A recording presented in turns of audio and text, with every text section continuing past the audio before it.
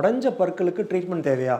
ஒரு நேர் வந்து ஒரு இன்ட்ரெஸ்டிங்கான கொஸ்டின் கேட்டிருக்காங்க. என்னோட பல் உடஞ்சிருச்சு டாக்டர், ஆனால் வலி இல்லை, ப்ராப்ளம் இல்லை, அப்படியே நான் உடஞ்ச பற்களை அப்படியே விட்டுறலாமா? நான் தான் ட்ரீட்மெண்ட் அவசியம் பண்ணணுமா?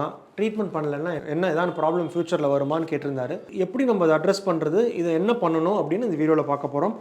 வணக்கம், என் பேர் டாக்டர் அருண். பேர்ல்ஸ் பல் மருத்துவமனை, சென்னை ராஜா அண்ணாமலைபுரத்தில் 2001 நடத்திட்டு இருக்கோம். சேனல் இன்னும் சப்ஸ்கிரைப் பண்ணலன்னா அவசியம் பேர்ல்ஸ் டென்டிஸ்ட்ரி சேனலை சப்ஸ்கிரைப் பண்ணுங்கள். நிறைய videos dental health, dental awareness சம்மந்தமாக செஞ்சுட்ருக்கோம்.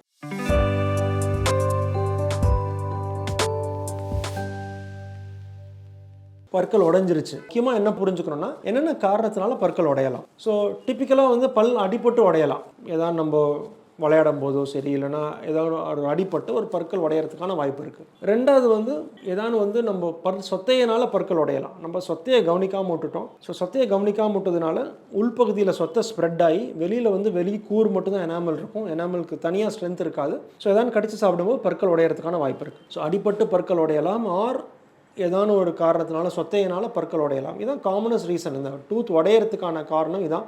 ஆர் உணவு ஏதாவது சாப்பிடும்போது அதில் உணவில் வந்து சின்னதாக ஏதாவது ஒரு கல்லோ இல்லைனா ஷார்ப்பான ஏதான ஒரு பொருள் இருக்கும்போது பற்கள் கடிக்கும்போது இந்த பற்கள் கடித்து பற்கள் உடையறதுக்கான ஒரு பகுதி எனாமல் உடையறதுக்கான வாய்ப்பு இருக்குது. ஸோ நம்ம என்ன புரிஞ்சுக்கணும் அப்படின்னா, இந்த பற்கள் உடையறதுனால உடனே ட்ரீட்மெண்ட் பண்ணணுமா, எல்லாத்துக்கும் ட்ரீட்மெண்ட் பண்ணணுமா, விடலாம் அப்படியே நான் விட்டுடலாமா அப்படின்னு கேள்வி கேட்டிருக்காங்க. இதில் ஜென்ரலாக ஆன்சர் பண்ண முடியாது. ஏன்னா ஸ்பெசிஃபிக்காக அந்தந்த பேஷண்ட்டுக்கு என்ன ப்ராப்ளமோ அந்த ப்ராப்ளத்தை புரிஞ்சுட்டு தான் அட்ரஸ் பண்ண முடியும். பொதுவாக நம்ம பேசணும்னா, நம்ம பற்களோட ஃபங்க்ஷன் என்ன? ஒன்று வந்து ஈஸ்தட்டிக்ஸ், பார்க்கறதுக்கு நல்லா இருக்கணும், சிரிச்சா நல்லா இருக்கணும், பேசினா நல்லா இருக்கணும். ரெண்டாவது ஃபோனட்டிக்ஸ், உச்சரிப்பு நல்லா இருக்கணும், பேசும்போது உச்சரிப்பு கரெக்டாக இருக்கான்னு பார்க்கணும். மூணாவது ஃபங்க்ஷன், அப்படின்னா என்ன, கடிச்சு சாப்பிட்றதுக்கு ப்ராப்ளம் இல்லாமல் இருக்கா. நாலாவது வந்து இன்ஃபெக்ஷன், வலி இல்லாமல் இருக்கிறதுக்காக. ஸோ இப்போ ஃப்ரண்ட் பல் உடஞ்சிருக்கு, அப்படியே விடலாமா அப்படின்னா, உங்களுக்கு பேசுறதுக்கு எனக்கு சிரிச்சா ப்ராப்ளம் தரல, எனக்கு அது மாதிரி உடஞ்சிருந்தா பரவாயில்ல, பேசும்போது அந்த உமிழ்நீர் வெளியில் வரல, சலைவா வெளியில் ஸ்ப்ரே ஆகல, எனக்கு ப்ராப்ளம் இல்லை, அப்படியே விடலாமா? அப்படியே விடலாம், ப்ராப்ளம் கிடையாது. இதனால எனக்கு சிரிக்க கஷ்டமாக இருக்குது, ரொம்ப வந்து கான்ஷியஸாக ஃபீல் பண்ணுறேன்.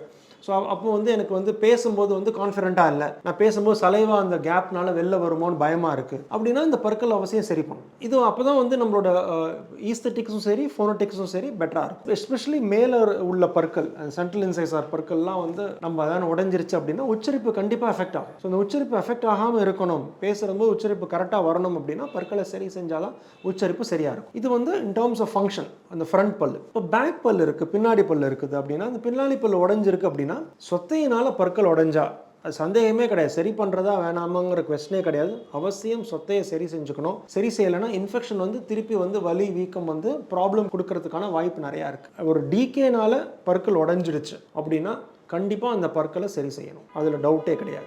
உணவு சாப்பிட்றோம், அந்த உணவில் ஏதோ ஒரு கல் இருக்குது, அதில் ஒரு சின்ன பகுதி பற்கள் உடஞ்சிருச்சு, அதை நான் சரி பண்ணணுமா? பின்னாடி பற்கள் எனக்கு ப்ராப்ளமே இல்லை, பற்கள் கூச்சம் இல்லை, எனக்கு சொத்தை இல்லை பற்களில், அப்படியே விடலாமா, வலி இல்லை அப்படிங்கும்போது நீங்கள் அவசியம் உங்கள் டாக்டர்கிட்ட பார்த்து, அந்த உடஞ்ச பகுதி வெறும் எனாமலில் மட்டும்தான் இருக்குது, அந்த உள்ளுக்குள்ளே இருக்கிற பகுதியில் இல்லை, அந்த உடஞ்ச பகுதியில் போய் சாப்பாடு அக்யூமுலேட் ஆகாது. ஏன்னா ஃபுட்டு போய் மாட்டிக்கிட்டே இருந்துச்சு வச்சுங்களேன், அந்த இடத்துல சொத்தை வந்துடும். இன்றைக்கி ப்ராப்ளம் இல்லைனாலும் ஒரு 6 மாதத்தில் அந்த பல் சொத்தையாகி திருப்பி பிரச்சனை வந்துடும். இப்போது அந்த பற்களில் ஃபுட் அக்யூமுலேட் ஆகாமல் அந்த ஷார்ப்பாக இருக்க பல் அப்படின்னா என்ன, உள்ளுக்குள்ளே இருக்கிற நாக்குலையோ நம்ம சீக்ஸ்லேயோ குத்தி நாக்கோ சதையோ புண்ணாகலாம். ஸோ சதை புண்ணாகாமல் இருக்கு பார்த்துக்கணும். ஸோ சின்னதாக தான் ஒரு பகுதி உடஞ்சிருக்கு அப்படின்னா அந்த பற்களை அந்த ஸ்மூத் பண்ணும்போது வேறு எதுவும் ஃபில்லிங் எதுவும் வேண்டாம், அந்த உடஞ்ச பகுதியை ஸ்மூத் மட்டும் பண்ணால் போகிறோம். ஸ்மூத் மட்டும் பண்ணிவிட்டு ஃபுட்டு போய் அதில் மாட்டிக்காமல் நம்ம சதையில் போய் வந்து குத்தாமல் புண்ணு வராமல் இருந்தாலே போகிறோம். ஆனால் இன்னும் கொஞ்சம் உடஞ்ச பகுதி வந்து உள்ளுக்குள்ளே டென்டின் எஃபெக்ட் ஆகிருக்கு, சொத்தை வரதுக்கான வாய்ப்பு இருக்குன்னா அவசியம் ட்ரீட்மெண்ட் பண்ணிக்கிறோம். ஸோ ஜென்ரல் பேசிஸில் உடஞ்சா அப்படியே விடலாமா அப்படிங்கிறதுக்கான ஒரு சிங்கிள் கொஸ்டினாக இருந்தாலும் இண்டிவிஜுவலுக்கு வந்து என்ன தேவை, அந்த ஒரு பர்டிகுலர் பேஷண்ட்டுக்கு என்ன தேவை, அந்த உடஞ்ச பகுதியினால் வேறு ஏதாவது நான் சொன்ன மாதிரி ஃபங்க்ஷன்லையோ ஸ்பீச்லையோ ஈஸ்தட்டிக்ஸ்லையோ பாதிப்பு இருக்குது, அந்த பற்கள் வந்து சதையில் குத்தி புண்ணாகிறதுக்கோ ஒரு புதுசாக சொத்த வரத்துக்கோ பாதிப்பு இருக்குது அப்படின்னா அவசியம் ட்ரீட்மெண்ட் பண்ணிக்க வேண்டியது அவசியம். இந்த வீடியோ பிடிச்சிருக்குன்னு நினைக்கிறேன். அவசியம் வீடியோவை லைக் பண்ணுங்கள். வேறு ஏதாவது கொஸ்டின்ஸ் இருந்தது அப்படின்னா கமெண்ட் செக்ஷனில் கொஸ்டின் அவங்க கேளுங்க. அடுத்த வீடியோ சந்திக்கிற வரைக்கும் டாக்டர் அருண், பேர்ல்ஸ் பல் மருத்துவமனையிலேருந்து பேசுகிறேன். நன்றி, வணக்கம் அண்ட் தேங்க்யூங்க.